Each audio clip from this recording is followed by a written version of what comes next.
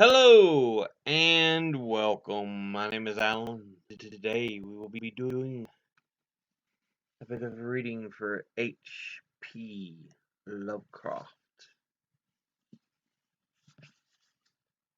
Let's get into this, shall we? The name of the piece we are reading today is called Polaris. And the beginning blurb says this tale was probably written in May or June of 1918. Shortly after a dream that Lovecraft had, as recorded in a letter as of May the 15th, 1918, of a strange city, a city of hills. Lovecraft or a city of many palaces and gilded domes, lying in a hollow betwixt ranges of gray, horrible hills.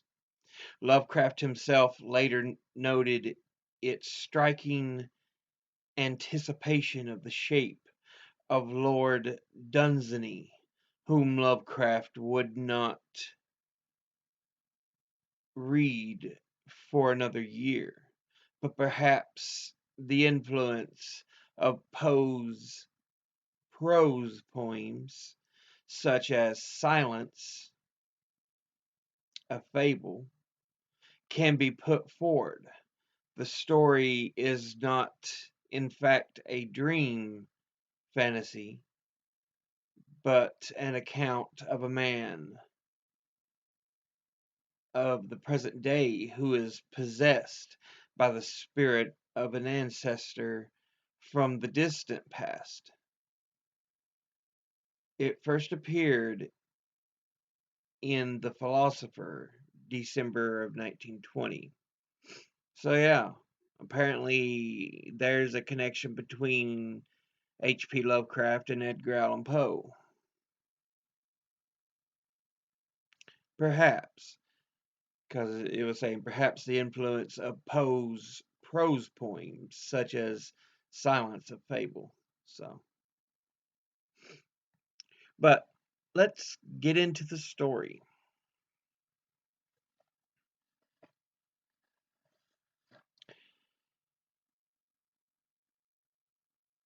Into the north window of my chamber glows the pole star with uncanny light.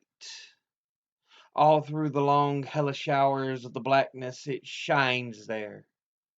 And in the autumn of the year, when the winds from the north curse the wine and the red-leaved trees of the swamp mutter things to one another in the small hours of the morning under the horned, waning moon, I sit by the casement and watch that star. Down from the heights reels the glittering Cassiopeia as the hours wear on, like Charles Wayne lumbers up from behind the vapor-soaked swamp trees that sway in the night wind. Just before dawn, Arcturus winks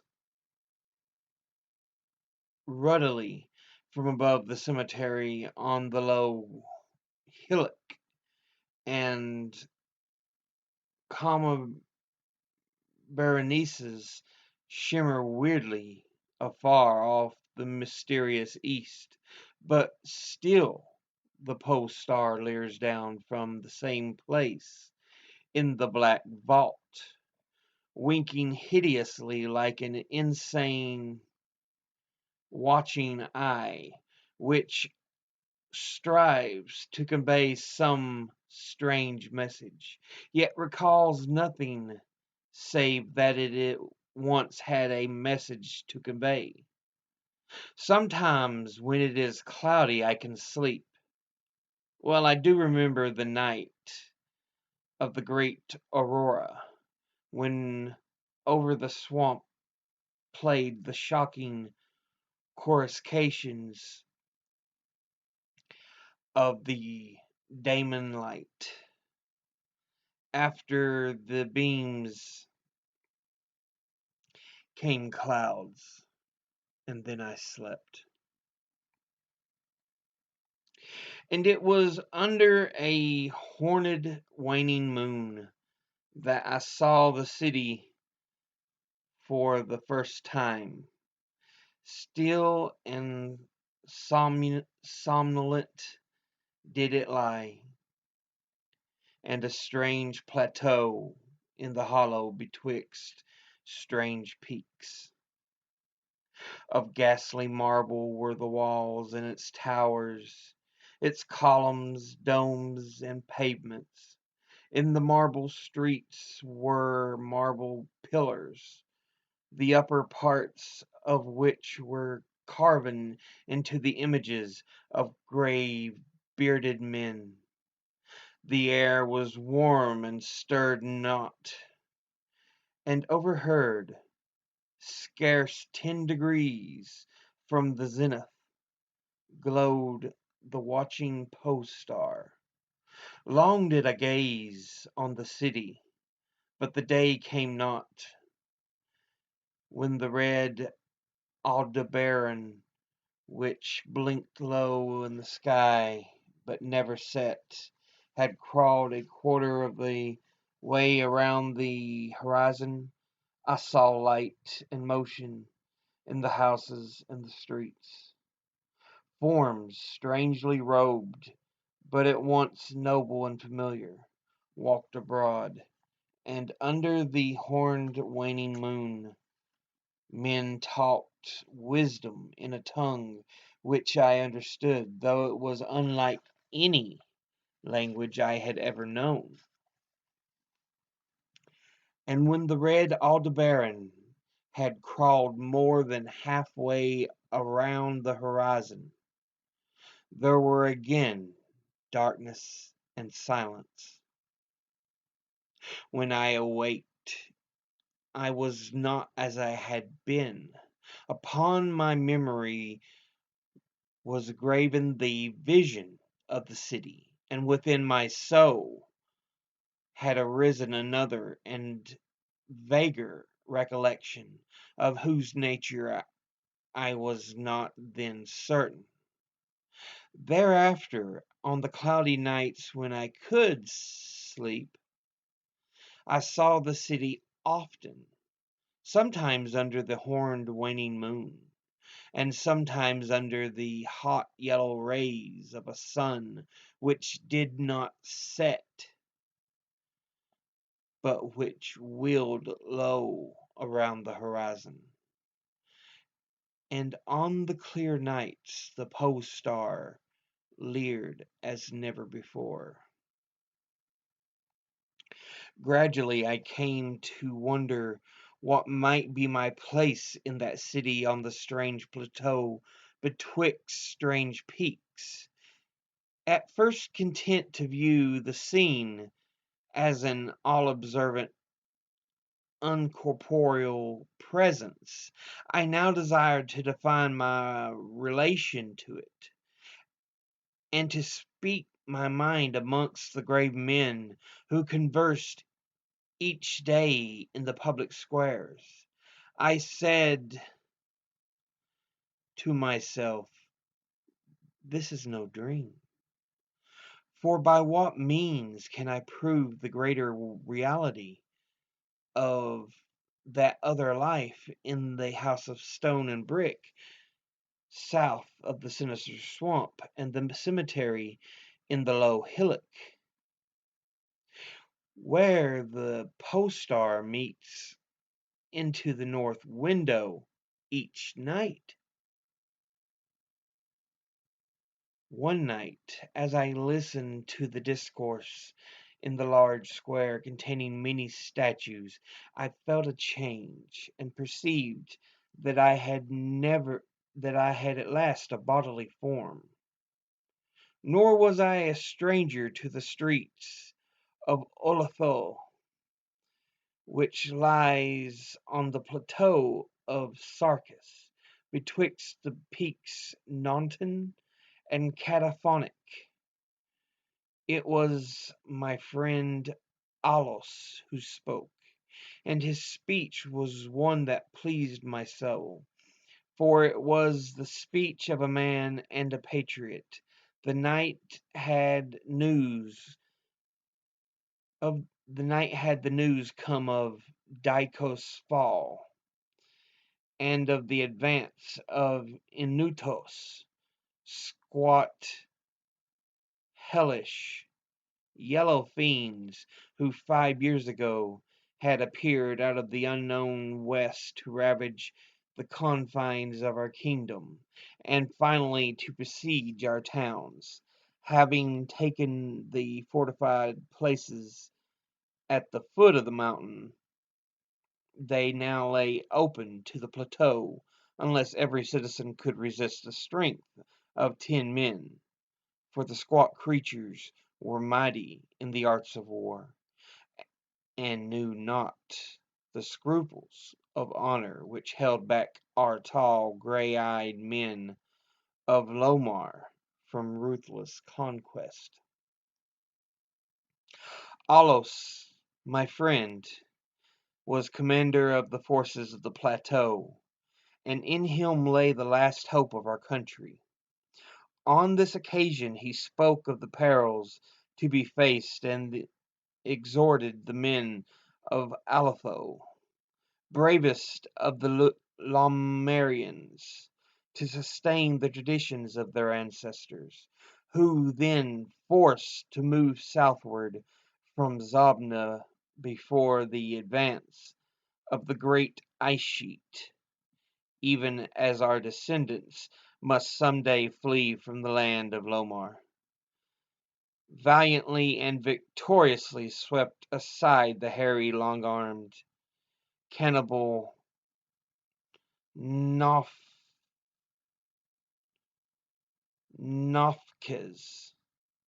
that stood in their way.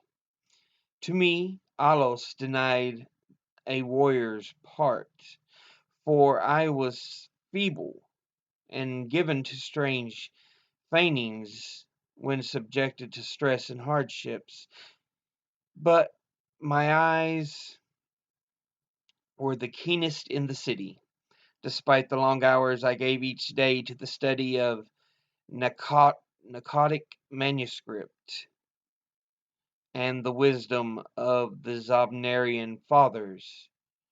So my friends, desiring not to doom me to inaction, rewarded me with that duty which was second to nothing in importance. To the watchtower of Thapnan he sent me, where there to serve in the eyes of our army. Should the Intos attempt to gain the citadel by the narrow pass behind the peak Nonton, and thereby surprise the garrison, I was to give the signal of fire which would warn the waiting soldiers and save the town from immediate disaster. Alone I mounted the tower, for every man of stout body was needed in the passes below. My brain was sore dazed with the excitement and fatigue that I had not slept in many days. Yet was my purpose firm, for I loved my native land of Lomar, and the marble city of Aletho that lies betwixt the peaks of Naunton and Cataphonic. But as I stood on the tower's topmost chamber, I beheld the great horn waning moon, red and sinister, quivering through the vapors, and hovered over the distant valley of Benoff. and though an opening in the room glittered the pale pole star, fluttering as if alive, and leering like a fiend and tempter, more thought its spirit whispered evil counsel, soothing me to the traitorous somnolence of a damnable rhythmical promise, which it repeated over and over. Slumber, watcher, till the spheres, 26,000 years, have resolved, and I return to the spot where now I burn. Other stars anon shall rise to the axis of the skies, stars that soothe and stars that bless with a sweet forgetfulness. Only when my round is o'er shall the past disturb thy door. Vainly did I struggle with my drowsiness, seeking to connect these strange words with some lore of the skies which I had learned from narcotic um, manuscripts. My head, heavy and kneeling, drooped to my breast, and when next I looked up, it was in a dream, with the pole star grinning at me through a window from over the horizon, saying trees of a dream swamp, and I am still dreaming. In my shame and despair, I sometimes scream frantically, begging the dream creatures around me to waken me ere the Inutos still up the pass behind the peak Noton, and take the citadel by surprise. But these creatures are daemons, for they laugh at me and tell me I am not dreaming. They mock me whilst I sleep, and while the equal yellow foe may be creeping silently upon us, I have failed in my duty and betrayed the marble city of Alatho. I have proven false to Alos, my friend and commander. But still, these shadows of my dream deride me. They say there is no land of Lomar save in my nocturnal imaginings. That in the realms where the pole star shines high, the red Aldebaran crawls low around the horizon. There has been naught save ice and snow for thousands of years, and never a man save squat yellow creatures, blighted by the code, whom they call Esquimaux. And as I writhe in my guilty agony, frantic to save the city, whose peril every moment grows, and vainly striving to shake off this unnatural dream of a house of stone and brick south of the sinister swamp, and a cemetery on a low hillock, the post star, evil and monstrous, leers down from the black vault, winking hideously like the insane watching eye which strives to convey some strange message, yet recalls nothing save that it once had a message to convey.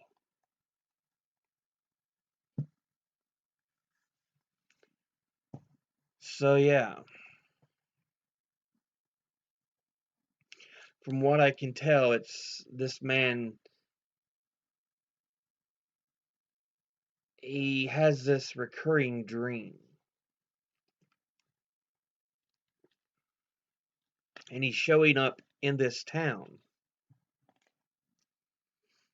But within a few nights, he has a more corporeal, more physical form. He can walk in the town. He can converse. He can interact. And he knows what's going on. He senses the name of the town, the name of Alos, the commander, his friend. He knows about these other species out there and where the town he is in is located. He knows it all as if he'd been there the whole time.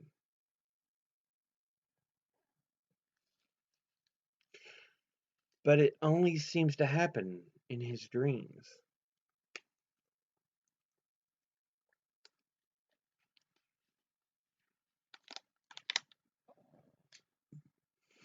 It's like he's living two lives, two realities. And it's tearing at him. But that'll be it for now. As always, educate thyself, think, read, study, learn. Someone tries to tell you something you have trouble believing, ask them to cite their sources. I'll see you all in the next episode. Until then, later.